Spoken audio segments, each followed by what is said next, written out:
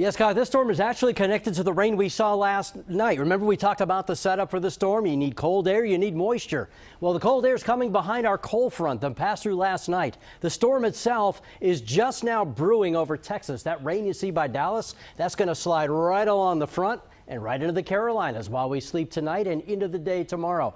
My bottom line on the storm has not changed since yesterday. Yes, it will be beautiful to look at, and your social media feeds will be lighting up. But this is not the kind of storm you need to run out and grab the milk and bread. Again, we're running about 10 degrees cooler than this time yesterday behind that front, and that moisture continues to surge in our direction.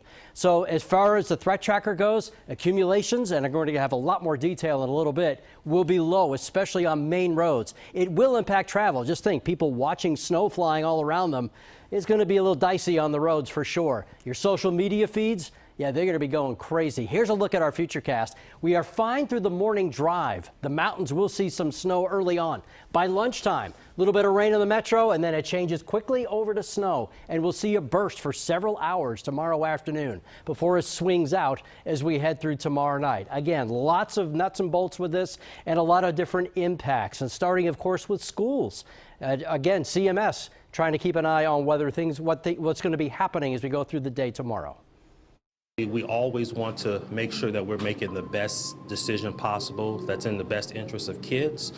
We also want to make sure that families are notified with enough time to make the appropriate arrangements. And it's not just CMS. All schools have to make this very difficult call, mainly due to the timing. It's going to start while they're in school, and that's going to cause issues. For more, I want to head out to meteorologist John Ahrens. Yeah, there, Steve. We are at Stoney Creek Elementary up in the university area, and this is going to be one of those spots that might get some of the heavier bursts of snow occurring just at or after recess. And I can just see all the kids running to the window, yelling and screaming that it's snowing, so they're going to be excited. And even when you're taking your kids home for dismissal, there's not going to be a lot of issues out on the roads because it starts out, it's a very wet snow.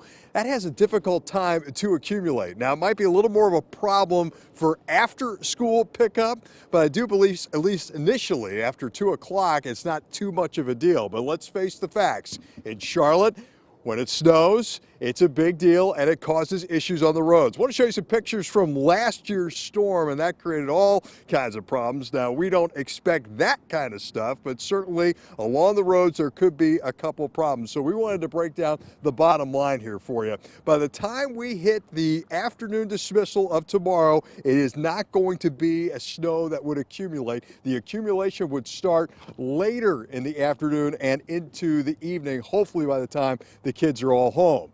Now on Friday, that's a different issue. On Friday, this is where you have the challenge of that moisture potentially refreezing.